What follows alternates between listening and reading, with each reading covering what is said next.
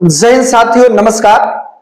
आज से हम लोग क्लास 10th के लिए भी एक सेशन स्टार्ट करते हैं। इसका भी नाम जुनून बैच है और इसके लिए भी प्लेलिस्ट बन करके आ जाएगा। आप देख रहे होंगे क्लास 12th के साइंस के लिए अलग होगा, मैथ हम लोग अलग पढ़ेंगे, सोशल साइंस अलग होगा। लेकिन सोशल साइंस में अलग अलग पार्ट होता है, उसका भी हम प्लेलिस्ट में आप जाकर के देख सकते हैं, प्लेलिस्ट बना मिलेगा। ठीक है, लेकिन हम लोग शुरुआत करते हैं, आज ऑब्जेक्टिव से ही शुरू करते हैं। लेकिन अगले क्लास से हम लोग सारा बात करेंगे किस तरीका से आपका सिलेबस क्या है, कैसे आपको पढ़ना चाहिए और अभी से सितंबर महीने से आप कैसे तैयारी करके भी अच्छे नंबर ला सकते हैं। इन सभी स्ट्रेटेजी के साथ हम चर्चा करेंगे, कैसे आप अच्छे नंबर 95% प्लस ला सकते हैं नंबर। इन सारे स्ट्रेटेजी को रिवील करेंगे एक अगले वीडियो में। लेकिन अभी हम लोग बात करने वाले हैं जो फिजिक्स का जो पहला चैप्टर है अकॉर्डिंग टू एनसीईआरटी, वो क्या है? प्रकाश का प्रवर्तन तथा अपवर्तन। ये हम लोग प्रकाश के बारे में बहुत बेहतरीन तरीका से जानेंगे। लेकिन आज हम लोग बात करने वाले हैं केवल ऑब्जेक्टिव। तो बिना देरी के आज की क्लास को शुरू करते हैं। और ये जो भी ऑब्जेक्टिव प्रश्न है 2025 में बोर्ड एग्जाम देने वाले विद्यार्थियों के लिए बहुत ही रामबाण साबित होने वाला है। और इसमें जो प्रश्न जो लाए गए हैं वो चुन चुन करके लाया गया है, इंपॉर्टेंट प्रश्न को लाया गया है। लेकिन वीडियो को कम समय के लिए इसको फास्ट बताया जाएगा। जो भी लोग देख रहे हैं वो कमेंट करेंगे, फटाफट कमेंट करेंगे। यहाँ पर फटाफट एकदम धड़ाधड़ आंसर हम बताते चलेंगे। ठीक है, और आप भी फटाफट आंसर इसका बताइए। ठीक है, चलिए आगे हम लोग शुरू करते हैं। लेकिन उससे पहले किस्मत का तो पता नहीं, किस्मत का तो मुझे पता नहीं, किस्मत का तो मुझे पता नहीं, लेकिन मेरी मेहनत मुझे एक दिन कामयाब जरूर बनाएगी। किस्मत का तो मुझे पता नहीं, किस्मत का तो मुझे पता नहीं, लेकिन मेरी मेहनत मुझे एक दिन कामयाब जरूर बनाएगी और आपको भी कामयाब बनाएगी। अगर आपको सफल होना है तो निरंतर प्रयास करते रहिए। You never fail until stop trying. ठीक है, चलिए हम लोग आगे बढ़ते हैं। आज का जो पहला प्रश्न है हम लोग देखेंगे। आप जिस चैनल पर देख रहे हैं और हमारा जो एकेडमी है, ऑफलाइन एकेडमी जो है वो शिक्षा सारथी एकेडमी के नाम से चलती है। इसके दो ब्रांच है, एक लद्दी में है और एक जो है जामो के इमिलिया मोड़ पे है। और अलग अलग शिक्षक से आपको बेहतरीन मार्गदर्शन मिलने वाला है और ऑनलाइन में भी अलग अलग शिक्षक की व्यवस्था हो रही है। जैसे ही व्यवस्था होगी आपका क्लास रेगुलर चलने लगेगा। फिलहाल के लिए अभी हम आपको अकेले ही पढ़ाने वाले हैं और वो भी बहुत ही बेहतरीन तरीका से, एक अलग अंदाज में। जुनून के साथ जुनून बैच से जुड़िए और हम लोग एक अलग तरह का इतिहास रचने वाले हैं। और पागलों ने इतिहास रचा है, पागल तो बनना ही पड़ेगा। चलिए आगे हम लोग बात करते हैं। हमारा शिक्षा सारथी एकेडमी है और इसके डायरेक्टर मैं आरके सर, और बच्चे प्यार से मुझे 4G सर के नाम से जानते हैं। चलिए आज का जो हम लोग बात करने वाले प्रकाश के प्रवर्तन तथा अपवर्तन के ऑब्जेक्टिव प्रश्न, पहला ऑब्जेक्टिव प्रश्न आएगा। लेकिन ये बैच जो है ये जुनून बैच है और ये जुनून बैच में हम लोग बिल्कुल फ्री में पढ़ना चाहते हैं। अगर आप इसके पूरे पीडीएफ को, इस स्लाइड पैनल को भी अगर आप चाहते हैं तो आपको उसके लिए इस डिस्क्रिप्शन में दिए गए टेलीग्राम चैनल और व्हाट्सएप चैनल को ज्वाइन करना होगा। तो फटाफट ज्वाइन कर लीजिए। और लास्ट में इंपॉर्टेंट गेस्ट क्वेश्चन भी आपको दिया जाएगा, वो भी बिल्कुल फ्री में, निःशुल्क। मेरा लक्ष्य है गांव को पढ़ाना है, इंडिया को बढ़ाना है। पढ़ेगा गांव बढ़ेगा इंडिया। चलिए तो हम लोग बात करते हैं आगे। पहला जो प्रश्न हमारा है वो क्या है भैया? प्रकाश की किरण गमन करती है। तो आप सब बताइए कि प्रकाश की किरण गमन करती है। ऑप्शन नंबर ए जो है वो सीधी रेखा में, ऑप्शन नंबर बी टेढ़ी रेखा में, ऑप्शन नंबर सी जो है किसी भी दिशा में, इनमें से कोई नहीं। तो हम लोग जानते हैं कि प्रकाश सीधी रेखा में गमन करती है। आंसर नंबर ए होगा। ओके, प्रकाश का वेग न्यूनतम होता है कहां पे होता है भाई? निर्वात में, जल में, वायु में, कांच में। तो किस में होगा भैया? तो जल में होगा या कांच में? तो सबसे कम इन चारों माध्यमों में सबसे कम किस में होगा? तो कांच में होगा। ऑप्शन नंबर डी राइट है। आगे हम लोग बात करते हैं मोटर गाड़ी के चालक के सामने। जो मोटर गाड़ी के चालक के सामने वाला जो शीशा है, साइड मिरर की बात नहीं कर रहे हैं, जो सामने वाला जो शीशा होता है वो किसका बना होता है? तो अवतल दर्पण का बना होता है, यानी वो ऑप्शन नंबर सी है। राइट है जी। देखिएगा साइड, एक मिनट। तो सामने जो मिरर के रूप में अगर कहेगा और हेडलाइट में कहेगा तो ये होगा। हेडलाइट नहीं कह रहा है तो हेडलाइट कहेगा तो हम लोग वो बोलेंगे। हेडलाइट में अवतल दर्पण का प्रयोग किया जाता है, लेकिन साइड और सामने वाला जिसमें ऊपर से दृश्य दिखता है, पीछे का दृश्य दिखता है, उसमें उत्तल दर्पण होता है। राइट, थोड़ा सा कंफ्यूजन है कि सामने इसमें लिखा नहीं है, लेकिन नहीं लिखा है तो समझिए कि सामने वाली जो दर्पण की बात कर रहा है, जो साइड मिरर है उसके बारे में बात कर रहा है। और हेडलाइट यूज कर देगा तो अवतल दर्पण होगा। ठीक है, आगे बढ़ा जाए। थोड़ा सा हम फास्ट बताने वाले हैं। अब रिवीजन है, रिवीजन का समय है। तबातोड़ रिवीजन सारे सब्जेक्ट का ऑब्जेक्टिव इस चैनल पर आपको मिलेगा और बेहतरीन से बेहतरीन कंटेंट लाने का प्रयास करेंगे। आप इस चैनल से जुड़ जाइए और रिकॉर्ड बीट अपना रिजल्ट लाइए। सारे सब्जेक्ट का ऑब्जेक्टिव उसी तरीका से। अगर आप चाहें तो हमारे व्हाट्सएप चैनल से जुड़ जाइए और उसमें एक और लिंक है, व्हाट्सएप ग्रुप का, उसको अगर ज्वाइन कर लीजिएगा तो उसमें भी आपको क्या मिलने वाले हैं, पीडीएफ आपको मिलेगा। पहले आप पढ़ लीजिए, फिर उसका आप टेस्ट दीजिए, ठीक है। चलिए, वो जो मोटर कार के हेडलाइट में कौन किसका उपयोग होता है, क्या प्रश्न, तो इसमें होगा अवतल होगा। क्या होगा भैया, अवतल, ऑप्शन नंबर सी राइट है। आगे बढ़ा जाए, अभी हमने आपको समझाया भी था समतल दर्पण द्वारा बना प्रतिबिंब। तो समतल दर्पण जो हमारे घरों में खास तौर पे जो दर्पण इस्तेमाल होता है वो समतल ही दर्पण होता है, और समतल दर्पण में बना प्रतिबिंब काल्पनिक होता है। क्या होता है भाई, काल्पनिक होता है। ऑप्शन नंबर बी राइट है जी। चलिए, सारे लोग कमेंट करते रहेंगे, आगे बढ़ा जाए। उसके बाद लेंस की क्षमता का एसआई मात्रक क्या होता है, ऑप्शन नंबर ए जो है वो डायोप्टर है, ऑप्शन नंबर बी ल्यूमेन है, ऑप्शन नंबर सी लक्स है, ऑप्शन नंबर डी एंगस्ट्रम है। क्या होगा, सारे लोग कमेंट करिए, इसका आंसर डायोप्टर होगा और इसको डी के द्वारा सूचित करते हैं। प्रकाश की किरण का पथ दर्शाने वाले चित्र को क्या कहा जाता है, तो उसके पथ को दर्शाने वाले आरेख को हम लोग किरण आरेख कहते हैं शायद। चलिए बोलिए, किरण आरेख कहते हैं, कोई दिक्कत, यानी कि एक सीधी रेखा में चलने वाली प्रकाश को प्रकाश की किरण कहा जाता है, ठीक है। दो डायोप्टर क्षमता वाले लेंस की फोकस दूरी, तो दो डायोप्टर है ना, तो 100 में 2 से भाग दे दीजिए। 100 में किससे भाग दीजिए, 2 से 2 डायोप्टर कहेगा, 4 डायोप्टर कहेगा तो 100 में 4 से भाग दीजिए, 5 डायोप्टर कहेगा तो 5, तो कितना हो जाएगा 50 सेंटीमीटर में आएगा। किसमें आएगा, सेंटीमीटर में। यहां पर आपको देखना है कि 2 डायोप्टर, तो ये प्लस में दिया है तो इसमें प्लस में ही आंसर होगा। ऑप्शन नंबर कौन सा होगा जी, ऑप्शन नंबर डी होगा। बोलिए, कोई दिक्कत, आपको यहां बता दिए, अगर 4 डायोप्टर कहेगा तो 100 में किससे भाग दीजिएगा, 4 से। 5 डायोप्टर कहेगा तो 100 में 5 से भाग दीजिएगा। यहाँ पे 2 डायोप्टर कर रहा था तो 100 में हमने किससे भाग दिया, 2 से भाग दिया, ओके। उसके बाद करें किसी उत्तल लेंस, और उत्तल लेंस की फोकस दूरी धनात्मक होती है तो क्षमता भी धनात्मक ही होगा, ठीक है। क्षमता उत्तल लेंस का धनात्मक होता है, अवतल लेंस का ऋणात्मक होता है। किसी अवतल लेंस की फोकस दूरी 50 है तो इसमें भी कुछ नहीं करना है, इसे 100 में भाग दे दीजिए 50 से, तो आ जाएगा कितना, आ जाएगा 50 दूनी 100, 2 डायोप्टर और प्लस के 2 डायोप्टर होगा। ऑप्शन नंबर कौन सा होगा जी, ऑप्शन नंबर डी होगा, राइट। सारे लोग कमेंट करके बताते रहिए, तबातोड़ रिवीजन के तौर पर हम लोग आज बात करने वाले हैं और सारे सब्जेक्ट के ऑब्जेक्टिव हम लेकर के आएंगे, और इसी तरीका से आप टेस्ट दे करके अपने नॉलेज को बूस्ट कर सकते हैं, उसको समझ सकते हैं, ठीक है। कह रहा है प्रकाश की किरण के समूह को क्या कहा जाता है, तो एक सीधी रेखा में चलने वाली प्रकाश को प्रकाश की किरण कहा जाता है, और किरणों के समूह को किरण पुंज कहा जाता है। तो कौन सा ऑप्शन सही होगा भैया, ऑप्शन नंबर बी जो है वो राइट है। आगे बढ़ा जाए, लेंस की उत्तल लेंस की क्षमता होती है, तो उत्तल लेंस की क्षमता ऋणात्मक होती है। उत्तल लेंस की क्षमता क्या होती है, देखिए लेंस कह रहा है यहाँ पर, सॉरी, तो लेंस जो है, तो लेंस और दर्पण दोनों में सेम है, लेंस और दर्पण में क्या है, सेम है। तो लेंस या दर्पण दोनों की क्षमता जो होगी, उत्तल लेंस या उत्तल दर्पण, ओके। यहां कोई दिक्कत है, एक मिनट, उत्तल लेंस की क्षमता क्या होगी, उत्तल लेंस की क्षमता, उत्तल लेंस बोलो या उत्तल दर्पण बोलो, इन दोनों का जो क्षमता होता है वो क्या होता है, पॉजिटिव होता है, राइट। ये धनात्मक होता है तो ऑप्शन नंबर क्या हो जाएगा, ऑप्शन नंबर बी धनात्मक। और अवतल लेंस की फोकस दूरी ऋणात्मक होता है, ऑप्शन नंबर ए सही है, सही है। आगे बढ़ा जाए, ऋणात्मक धनात्मक भी हो सकता है क्या, कि केवल ऋणात्मक होगा, लेंस में कह रहा है तो ऋणात्मक होगा, ठीक है। अब उत्तल लेंस की फोकस दूरी को क्या कहते हैं, तो एक मिनट, उत्तल लेंस को क्या कहते हैं, तो उत्तल लेंस जो है, ये उत्तल लेंस है, ये प्रकाश की किरणों को, समानांतर आने वाली प्रकाश किरणों को एक बिंदु पर मिलाता है, और एक बिंदु पर मिलने को हम लोग बोलते हैं अभिसरित, यानी अभिसारी लेंस। यानी उत्तल लेंस अभिसारी लेंस है, और अवतल लेंस जो है अपसारी लेंस। अपसारी माने पसारी, अपसारी माने पसारी। तो आपने देखा होगा कि जो हमारा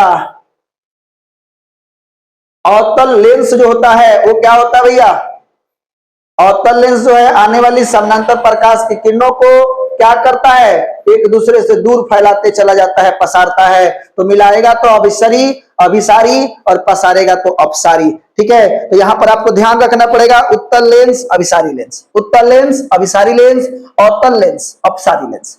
यहां तक कोई दिक्कत नहीं ना है, आगे बढ़ा जाए, फटाफट हम लोग बताएंगे। कह रहा है कि अवतल लेंस को कहते हैं अवतल लेंस अपसारी लेंस, कौन सा है भाई, अवतल लेंस अपसारी लेंस, ऑप्शन नंबर सी है। तबातोड़ एकदम फटाफट इसका आंसर आप लोग बताते चलिए। निम्न में से कौन सा पदार्थ लेंस बनाने के लिए प्रयुक्त नहीं होता है, तो मिट्टी का उपयोग नहीं होगा। क्या मिट्टी का उपयोग करके लेंस बना सकते हैं जी, नहीं बना सकते हैं। फटाफट आंसर बताते चलिए। किस दर्पण में हमेशा वस्तु छोटा प्रतिबिंब बनता है, तो उत्तल दर्पण जो होता है, जो साइड मिरर के रूप में होता है, तो उत्तल दर्पण कौन सा है, तो उत्तल है, ऑप्शन नंबर बी राइट है। फटाफट बताइए, किस दर्पण से वस्तु का बड़ा प्रतिबिंब होगा? तो बड़ा प्रतिबिंब जो होगा अवतल में बनेगा। उत्तल में तो छोटा बनेगा, समतल में बराबर बनेगा, अवतल ही है जिसमें बड़ा बनेगा। आगे बात किया जाए, चलिए प्रकाश के परावर्तन के कितने नियम हैं? तो प्रकाश के परावर्तन के 2 नियम हैं, आपको पता होना चाहिए। जब प्रकाश की किरण हवा से कांच में प्रवेश करती है, तो हवा से कांच में जा रही है, तो हवा जो है वो विरल माध्यम हो गया, कांच जो है वो सघन माध्यम हो गया, तो ये क्या हो जाएगी? अभिलंब के निकट मुड़ जाएगी। Option number B. जब कहां से कहां जा रही है? हवा से कांच में, तो अभिलंब की ओर मुड़ जाती है, तो अभिलंब के निकट जाएगी। ऑप्शन नंबर बी राइट है। उसके बाद बात कर रहे हैं फोटोग्राफी कैमरा का विदृश्यक लेंस होता है, तो फोटोग्राफी कैमरा का विदृश्यक लेंस क्या होगा? आप सब बताइएगा।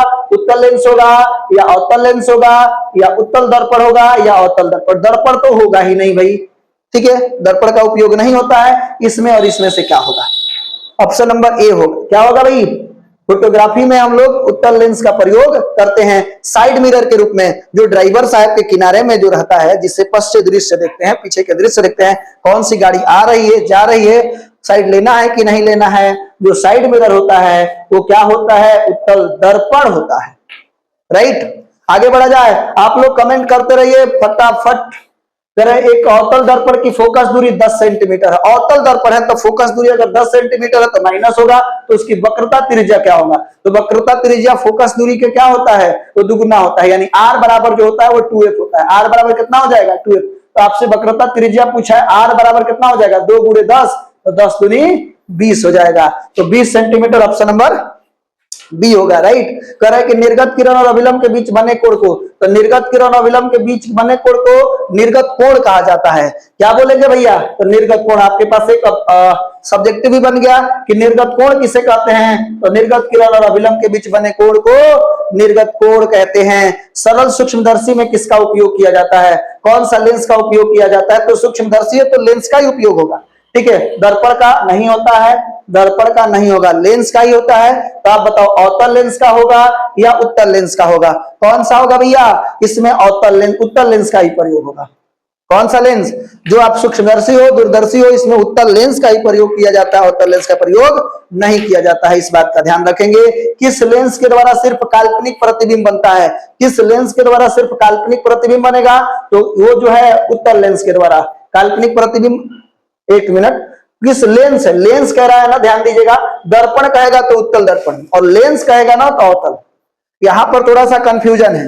अगर ये काल्पनिक प्रतिबिंब, केवल काल्पनिक प्रतिबिंब कहेगा तो लेंस में आप अवतल मारोगे, दर्पण में आप उत्तल मारोगे, तो फिर से आपको कंफ्यूजन ना रहे, फिर से हम बता दें कि अगर काल्पनिक, केवल काल्पनिक प्रतिबिंब के लिए कहेगा तो दर्पण रहेगा तो उत्तल दर्पण, और लेंस रहेगा तो अवतल लेंस। तो इसने कहा था लेंस, ध्यान दीजिएगा, इस बात को आपको समझना होगा। उसके बाद हम लोग आगे बात करते हैं कि परावर्तन के नियम से निर्धारित होता है, तो उसी में तो हम लोग देखते हैं एंगल आई बराबर एंगल आर, यानी आपतन कोण बराबर परावर्तन कोण। कौन सा ऑप्शन सही होगा? ऑप्शन नंबर ए जो है, आपतन कोण बराबर परावर्तन कोण, ऑप्शन नंबर ए जो है वो राइट है। उसके बाद काल्पनिक प्रतिबिंब होता है, तो काल्पनिक प्रतिबिंब जो होता है वो सीधा होता है। काल्पनिक प्रतिबिंब कैसा होता है जी? सीधा होता है, ऑप्शन नंबर ए। और वास्तविक प्रतिबिंब जो होता है उल्टा होता है, और वास्तविक प्रतिबिंब को ही केवल हम लोग पर्दे पर उतार सकते हैं, काल्पनिक प्रतिबिंब को नहीं उतार सकते हैं, क्योंकि काल्पनिक प्रतिबिंब सीधा होता है, ठीक है। लेंस में मुख्य रूप से फोकस होती है, तो लेंस जो होता है उसमें 2 फोकस होता है, एक इधर के तरफ, एक इधर के तरफ, एक प्राथमिक फोकस, एक द्वितीय फोकस, यानी ऑप्शन नंबर ए जो होगा वो राइट है। सर्च लाइट में परावर्तक सतह के रूप में प्रयोग किया जाता है, तो सर्च लाइट में जो है क्या होगा? उत्तल होगा कि अवतल होगा या समतल होगा, या इनमें से कोई नहीं? सारे लोग इसका आंसर कमेंट करके बताएंगे। इसका आंसर जो होगा, क्या कह रहा है? चला, अच्छा बी बता रहा है। चलो इसका आंसर जो होगा बी होगा, ठीक है। आगे बात करते हैं हम लोग। कह रहे कि दाढ़ी बनाने में, जो दाढ़ी हम लोग है, तो दाढ़ी बनाने में किस दर्पण का उपयोग होता है? तो आप सब बताओ, समतल दर्पण का कि उत्तल दर्पण का कि अवतल दर्पण का? तो अवतल दर्पण का उपयोग होता है। किस दर्पण का? तो दाढ़ी बनाने में अवतल दर्पण का उपयोग किया था। दाढ़ी है बबुआ ना, बढ़ा दिया उपाय कर दिया, बढ़ा दिया जाए दाढ़ी ना। चलो, करें कि उत्तल लेंस की फोकस दूरी धनात्मक होती है तो क्षमता भी धनात्मक होगा, तो एक डायोप्टर लेंस की फोकस दूरी होगी, तो एक डायोप्टर अगर कह रहा है तो 1 से भाग दे देंगे तो प्लस 100 सेंटीमीटर होगा, कितना होगा भैया? ऑप्शन नंबर सी होगा। अब 100 में मैंने बोला नहीं था 100 में 1 से, अगर 2 डायोप्टर दिया गया तो 2 से भाग दोगे, 1 डायोप्टर दिया तो 1 से भाग देना। अभी ना बताए तेरे भाई, भूल गए लोग। चलो तो ये कितना हो जाएगा? 100। और अभी हमने बोला कि उत्तल दर्पण कहे चाहे उत्तल लेंस कहे, फोकस दूरी धनात्मक तो क्षमता भी धनात्मक। समझ में आ रहा है? पल्ले पड़ रहा है?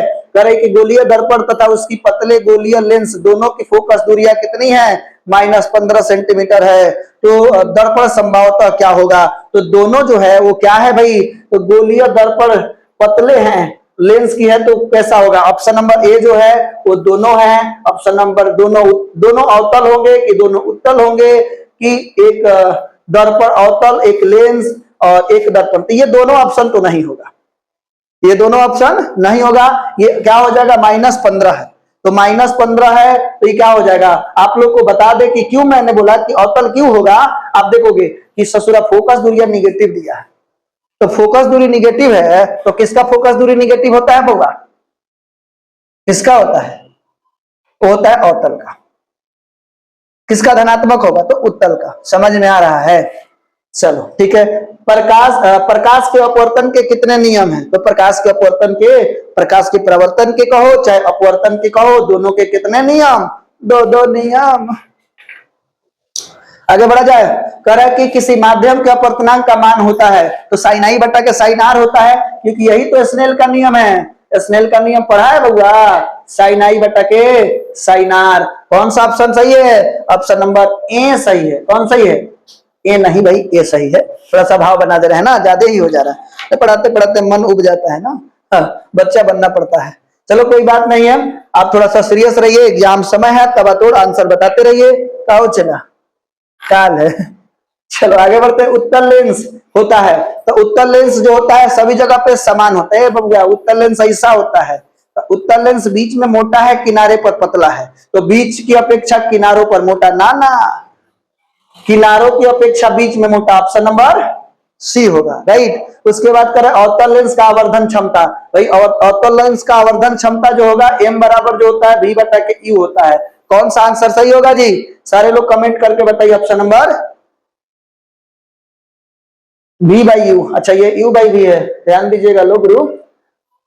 फॉलो में गलती हो जाएगा ना, जगह रहना है ना जी। उसके गोलीय दर्पण में फोकस दूरी और वक्रता त्रिज्या एफ और आर में क्या संबंध है? एफ बराबर r/2, एक ये होता है और दूसरा होता है r बराबर के 2f। इन दोनों में से कौन सा दिया हुआ है? तो r बराबर 2f। ऑप्शन नंबर ए। ये छोटका r नहीं रहता है, बड़का r रहता है, यहाँ पे छोटा r दे दिया है, ठीक है, बड़ा r रहता है। ओके चलो ऑप्शन नंबर ए सही है, राइट। चलो आगे बढ़ा जाए। क्या है भाई?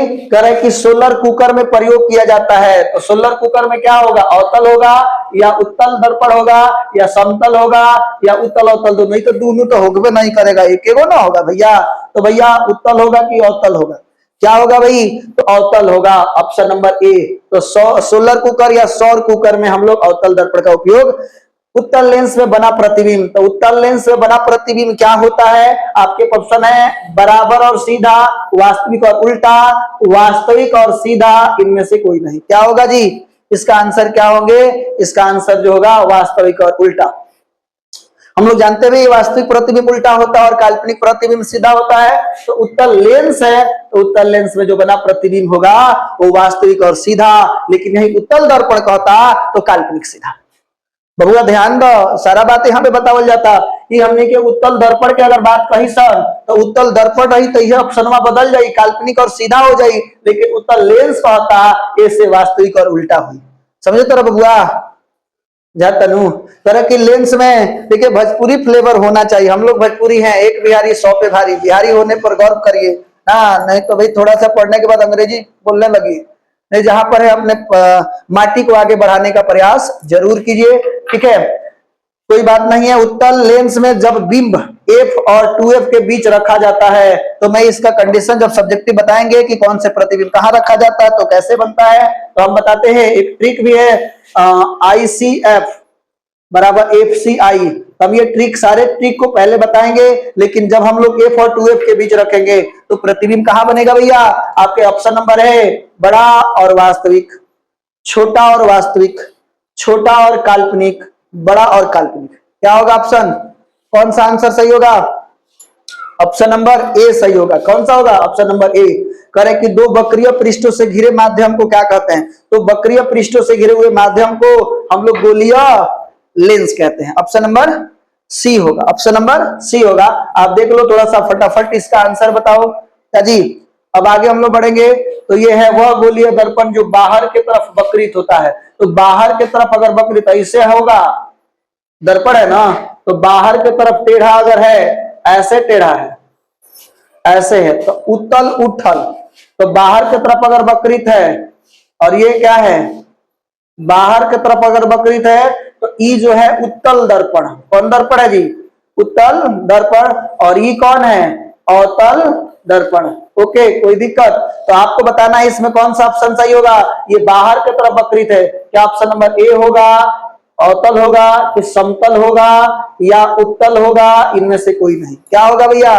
ऑप्शन नंबर सी होगा। क्यों? अब ये ना समझाए हैं गुरुवर, उठल उत्तल, उठल उत्तल, बाहर की तरफ वक्रित उत्तल होगा। ठीक है। उसके बाद एक गोलीय दर्पण के परावर्तक पृष्ठ केंद्र को दर्पण का कहा जाता है। तो गोलीय दर्पण के परावर्तक पृष्ठ को क्या, उसके मध्य बिंदु को ध्रुव कहा जाता है। तो इसके बीच में जो पॉइंट होता है उसको ध्रुव पी नहीं कहा जाता है। ऑप्शन नंबर क्या हो जाएगा? Option number B. किसी लेंस द्वारा उत्पन्न आवर्धन का ये सही मात्रक, आवर्धन का ये सही मात्रक क्या होगा भाई? आवर्धन भी एक लंबाई है, यानी मीटर होता है। क्या होता है भैया? आवर्धन। Option number A metre, option number C centimetre, और ऑप्शन नंबर सी मिलीमीटर, और ऑप्शन नंबर डी मात्रक विहीन। क्या होगा भैया? मात्रक विहीन होगा। क्या? लेंस की आवर्धन क्षमता। तो आवर्धन क्षमता बराबर होता है v बटा के यू। लेंस है तो माइनस हो जाएगा, तो ये भी दूरी है, ये भी दूरी है, तो मात्रक विहीन हो जाएगा। इसका कोई मात्रक, आवर्धन क्षमता का कोई मात्रक, आवर्धन का कोई मात्रक नहीं होता है। ऑप्शन नंबर 4 हो गया। लेंस के केंद्रीय बिंदु को कहा जाता है। तो कोई लेंस है और उसके केंद्र में जो बिंदु होता है उसे ही प्रकाशीय केंद्र कहा जाता है, और इसको सी के द्वारा सूचित करते हैं। राइट, प्रकाशीय केंद्र को किसके द्वारा? सी के द्वारा, कई लोग ओ के द्वारा भी सूचित कर देते हैं। उसके बाद हम लोग बात करें किसी शब्दकोश में पाए जाने वाले छोटे अक्षरों को पढ़ते समय कौन सा लेंस पसंद करेंगे? 50 सेंटीमीटर फोकस दूरी का अवतल, या 50 सेंटीमीटर का, ये आप देख लीजिए कई बार क्वेश्चन पूछा हुआ, 50 सेंटीमीटर के फोकस दूरी का उत्तल लेंस और 50 सेंटीमीटर के फोकस दूरी का अवतल 5 है। यहाँ पे 50-50, ये 5-5 है। क्या होगा जी? आंसर आप सब कमेंट करके बताइए। ऑप्शन नंबर डी होगा, 5 सेंटीमीटर के फोकस दूरी का उत्तल लेंस होगा। ठीक है, आप लोग इसका आंसर एकदम जरूर याद रखिए कि किसी शब्दकोश में पाए जाने वाले जो छोटे अक्षर है उसको पढ़ने के लिए हम लोग 5 सेंटीमीटर के फोकस दूरी का उत्तल लेंस का प्रयोग करते हैं। राइट, अब देख लीजिए, करे इनमें से कौन सा सही है। तो दर्पण सूत्र जो होता है 1/f बराबर 1/v प्लस 1/u, ये जो है दर्पण सूत्र है। कौन सा सूत्र है भैया? तो दर्पण सूत्र। और लेंस सूत्र में केवल यहाँ माइनस हो जाता है। जो लेंस सूत्र होता है, लेंस सूत्र, उसमें हो जाएगा 1/f बराबर 1/v माइनस के 1/u। तो यहाँ पे दर्पण सूत्र बोला है, तो कौन सा सही होगा? तो ऑप्शन नंबर ए ही सही है। 1/f इधर दे दिया है, क्या दिक्कत है? ऑप्शन नंबर ए सही है। अच्छा, इंक खत्म हो गया लग रहा है। मजाक किए, इसमें इंक कैसे खत्म होगा? तेरे गोलीय दर्पण की वक्रता केंद्र को किस अक्षर से सूचित करते हैं? तो दर्पण है भैया। तो दर्पण है तो उसके अक्ष के जो केंद्रीय बिंदु होता है उसे ध्रुव कहते हैं, और उसे पी के द्वारा सूचित करते हैं। अच्छा, वक्रता केंद्र कह रहा है, ध्रुव को हम लोग पी से सूचित करते हैं। यहाँ पर हम आपको बना देते हैं। अब देखो, ये कोई भी दर्पण होता है, गोलीय दर्पण किसी खोखले गोले का भाग होता है। तो इधर से अगर हमने कलई कर दिया तो ये वाला यहां से लेकर के यहां तक जो दर्पण बनेगा, और इधर से हमने कलई कर दिया, किधर से कलई कर दिया? अंदर से कलई कर दिया, तो यहां से लेकर के यहां तक जो दर्पण बनेगा, तो ये हो जाएगा उत्तल दर्पण, ये होगा अवतल दर्पण। अवतल इसलिए क्योंकि इसका प्रवर्तक सतह धसा है, इसका प्रवर्तक सतह उठा है, तो इसके केंद्र को वक्रता केंद्र कहा जाता है। और इसके मध्य बिंदु को क्या कहते हैं? ध्रुव कहते हैं। इसको मिलाने वाली रेखा को मुख्य अक्ष कहा जाता है। बहुत सारा चीजें जो है मैं आपको जब इसको सिलेबस को पढ़ाऊंगा, इसको विस्तार से नोट्स को पढ़ाने वाला हूँ, फुल चैप्टर एक्सप्लेनेशन करेंगे, वहां पे आपको हर चीज एक एक चीज आपको समझ में आ जाएगा। लेकिन मैंने फ्लो में ये बना दिया, लेकिन इसके बाद से आपको पहले नोट्स दिए जाएंगे, मैंने फुल एक्सप्लेनेशन होगा, फिर आपके ऑब्जेक्टिव होंगे और बोर्ड में पूछे जाने वाले इंपॉर्टेंट एनसीईआरटी के जो प्रश्न होंगे और जो बोर्ड एग्जाम में पूछा गया प्रीवियस ईयर प्रश्न है, उन सभी प्रश्नों को कवर किया जाएगा। चलिए फटाफट हम लोग आगे बढ़ते हैं, समय ज्यादा हो गया है। गोलीय दर्पण का वक्रता केंद्र को किस अक्षर से सूचित किया जाता है? तो वक्रता केंद्र को सी के द्वारा सूचित करते हैं। किसके द्वारा? सी के। निर्वात में प्रकाश की चाल, तो निर्वात में प्रकाश की चाल 3×10⁸ मीटर प्रति सेकेंड, किलोमीटर है बोले तो 3 लाख, यानी ऑप्शन नंबर कौन सा होगा? ऑप्शन नंबर ए होगा। ये 108 हो गया, ये गलत है, ये 3×10⁸ मीटर प्रति सेकेंड होगा। आप सब जानते भी हैं। आगे बढ़ते हैं, करेंगे दांत विशेषज्ञ। दांत के जो डॉक्टर हैं वो क्या करेंगे? दंत विशेषज्ञ मरीजों के दांतों का बड़ा प्रतिबिंब देखने के लिए किसका उपयोग करते हैं? ऑप्शन नंबर ए है अवतल, ऑप्शन नंबर बी जो है समतल, और ऑप्शन नंबर सी जो है उत्तल। इनमें से सभी, तो इनमें से सभी होगा नहीं, कोई एक होगा, और समतल का तो उपयोग करते नहीं।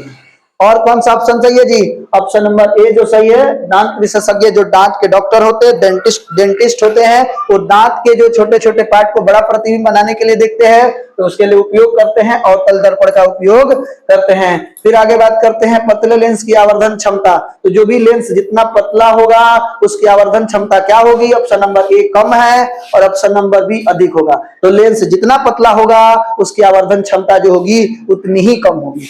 जितना पतला उतना कम, जितना मोटा आवर्धन क्षमता उतना अधिक। ठीक है। मोटे लेंस की आवर्धन क्षमता क्या होगी? 52 नंबर। मोटे लेंस तो उल्टा हो गया ना, पतले का कम तो मोटे का अधिक, ऑप्शन नंबर बी होगा। ध्यान दीजिएगा, पतले लेंस की आवर्धन क्षमता कम तो मोटे लेंस की अधिक होगा, एक दूसरे के उल्टे हैं। फिर आगे हम लोग बात करते हैं अवतल दर्पण के ध्रुव तथा मुख्य अक्ष को मुख्य अक्ष, देखिए दर्पण यहाँ पे क्या रखा हुआ भाई? ध्रुव और मुख्य फोकस पर रखा गया है। तो आपको हम यहाँ थोड़ा सा समझा देते हैं, जैसे ICF, FCI, तो अगर हमने प्रतिबिंब को वस्तु को रख दिया अनंत और वक्रता केंद्र के बीच, तो ये बनेगा फोकस और वक्रता केंद्र के बीच। और हमने अगर प्रतिबिंब रख दिया कहां पर? अगर हमने रख दिया फोकस और वक्रता केंद्र के बीच, तो अनंत और वक्रता केंद्र के बीच। अनंत पर रखेंगे तो फोकस पर, वक्रता केंद्र पर तो वक्रता केंद्र पर, फोकस पर तो अनंत पर। ये बात आपको ध्यान रखना पड़ेगा। ठीक है। लेकिन इसमें कहां पे रखा गया? ध्रुव और मुख्य फोकस, ध्रुव और मुख्य फोकस के बीच रखा गया है। तो रखे प्रतिबिंब की प्रकृति होगी, तो उसके बीच रखेंगे तो पीछे बनेगा काल्पनिक और सीधा। क्या होगा भैया? कौन सा आंसर सही है? ऑप्शन नंबर सी जो है वो काल्पनिक एवं सीधा। एक मिनट, ध्रुव और फोकस के बीच है, ध्रुव और फोकस के बीच, तो काल्पनिक एवं सीधी और आभासी एवं सीधी, इस दोनों ऑप्शन सेम है। आभासी बोलो चाहे काल्पनिक बोलो, आभासी बोलो या काल्पनिक बोलो, आभासी और काल्पनिक, ऑप्शन नंबर बी और ऑप्शन नंबर सी। उत्तल लेंस का प्रकाशीय केंद्र और मुख्य फोकस के बीच प्रतिबिंब की प्रकृति क्या होगी? प्रकृति भी आपको बताया जाएगा। तो उत्तल लेंस के प्रकाशीय केंद्र यानी कि लेंस कह रहा है कि तो प्रकाशीय केंद्र सी और मुख्य फोकस एफ के बीच अगर प्रतिबिंब है तो कैसा बनेगा भैया? तो ऐसा होगा, तो आभासी एवं सीधा बनेगा। क्योंकि लेंस कौन सा कह रहा है? उत्तल लेंस कह रहा है, तो ऑप्शन नंबर बी जो है वो राइट है। उसके बाद अवतल दर्पण के मुख्य फोकस पर रखे बिंब का प्रतिबिंब की स्थिति क्या होगी? तो अवतल दर्पण के मुख्य फोकस पर रखिएगा तो अनंत पे बनेगा। कहां बनेगा भैया? अभी बताया ना, फोकस पर तो अनंत पर, अनंत पर तो फोकस पर, यानी क्या सा होगा? ऑप्शन नंबर सी जो है वो राइट है। फिर आगे हम लोग बढ़ते हैं, क्या है? अवतल लेंस के मुख्य फोकस पर रखे बिंब की प्रतिबिंब की स्थिति क्या होगी? तो अवतल लेंस के मुख्य फोकस, तो ये भी क्या होगा भैया? क्या मिलेगा? अवतल लेंस की मुख्य फोकस, तो मुख्य फोकस पर रखे ना, तो प्रतिबिंब जो है वो कहां बनेगा? मुख्य फोकस, गलती है कुछ, तो अनंत पे बनना चाहिए। फोकस पर है तो अनंत पर, क्योंकि कहीं पर, अच्छा लेंस है, यहाँ पर ध्यान दीजिएगा, लेंस है। क्या होगा आंसर? ऑप्शन नंबर ए है। फोकस एवं वक्रता केंद्र के बीच, प्रकाशिक केंद्र और फोकस के बीच, ध्रुव एवं वक्रता केंद्र के बीच, इनमें से कोई नहीं। क्या होगा भैया? तो ये लेंस है, इसलिए ऑप्शन नंबर बी होगा, प्रकाशिक केंद्र और फोकस के बीच। अवतल लेंस के सामने अनंत पर, अवतल लेंस के सामने अनंत पर अगर बिंब, बिंब मतलब होता है वस्तु, बिंब मतलब क्या होता है भैया? वस्तु हो तो प्रतिबिंब कहां बनेगा? तो ये अनंत पर है, तो अनंत पर है तो फोकस पे, अनंत पर है तो फोकस पर। हमने बोला कि ICF, FCI, ये ध्यान देना है, अनंत पर तो फोकस पर, वक्रता केंद्र वक्रता पर, फोकस पर, अनंत पर, इसका उल्टा समझना है। ठीक है, करे अवतल दर्पण के सामने अनंत पर रखे बिंब की स्थिति क्या होगी? तो अवतल यहाँ लेंस है या यहाँ दर्पण है, क्या होगा भैया? तो फोकस पर। अनंत पर है तो फोकस पर, तो यहां पर भी वही था, अनंत पर है तो फोकस पर, ये लेंस है और चाहे ये दर्पण है, ये कंडीशन आपको हमेशा फुलफिल होगा।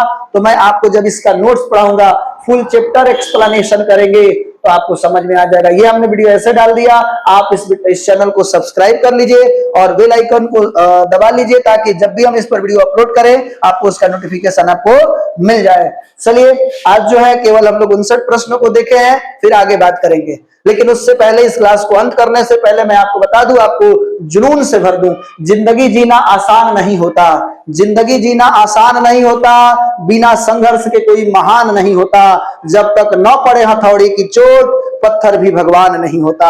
ये बहुत ही जबरदस्त लाइन है। जिंदगी जीना आसान नहीं होता, बिना संघर्ष के कोई महान नहीं होता, जब तक न पड़े हथौड़ी की चोट तो पत्थर भी भगवान नहीं होता। अमिताभ बच्चन की एक बहुत अच्छी मूवी है, कोई मूवी मैंने देखा था, मूवी का नाम नहीं याद आ रहा है, लेकिन उसमें उन्होंने बताया था, जिस पत्थर को छेनी हथौड़ी के मार से दर्द होता है वो कभी मूर्त नहीं बन सकती है। यानी जिस पत्थर को छेनी हथौड़ी के मार, यानी यहाँ मार जो है वो माता पिता गुरु का डांट फटकार पिटाई है, और जिस खेत को हल चलाने से दुख होता है वो कभी अन्न पैदा नहीं कर सकता है। तो माता पिता का जो डांट मार जो है आपके लिए आशीर्वाद के रूप में काम करेगा और आपको सही रास्ते पर लाने का प्रयास करेगा। एक बच्चे के भविष्य बनाने के लिए 3 स्टेयरिंग है, एक बच्चे के भविष्य बनाने के लिए 3 स्टेयरिंग है, और वो कौन कौन सा भैया? तो पहला तो उसके पास खुद है, वो जिधर अपना लेकर घर से चला, मेरे पास आया, पढ़ने आ रहा है कि कहाँ जा रहा है, एक स्टेयरिंग उसके पास है, उसको भी सही रखना पड़ेगा। दूसरा जो है उसके माता पिता को, अपने बच्चे के प्रति माता पिता को संवेदनशील रहना पड़ेगा, उसके प्रति जिम्मेवार रहना पड़ेगा, जो कि बहुत कम जो गार्जियन है अपने बच्चे के लिए जिम्मेवारी उठाते हैं। और तीसरे उसके जो गुरु है, उसके जो मेंटर है, उसको जो गाइड करने वाला शिक्षक है। लेकिन पहला हमने उसी के हाथ में रखा, दूसरा उसके गार्जियन के हाथ में, और तीसरा जो है उसके मेंटर, उसके गुरु, उसके जो क्या बोलते हैं, गुरु जी हैं, उनके हाथ में। चलिए, हम लोग ये सब देख लिए। आज जो है क्लास जो है बहुत ही इंपॉर्टेंट रहा, और ये जुनून बैच के तहत आप देख रहे थे, ये मेरा जुनून बैच है। अगर आप PDF चाहते हैं तो हमारे टेलीग्राम और जो व्हाट्सएप चैनल है उसको ज्वाइन करना पड़ेगा, उसके लिए डिस्क्रिप्शन में जाकर के लिंक पर क्लिक करके ज्वाइन कर लीजिए। आज की क्लास को हम यहीं पर आने देते हैं, आगे हम लोग बात करेंगे, पहले नोट्स पढ़ेंगे, फुल चैप्टर एक्सप्लेनेशन करेंगे, फिर ऑब्जेक्टिव देखेंगे। और वीडियो पसंद आया हो तो वीडियो को लाइक कर दीजिए, हमारे इस चैनल को सब्सक्राइब कर दीजिए। थैंक यू, धन्यवाद।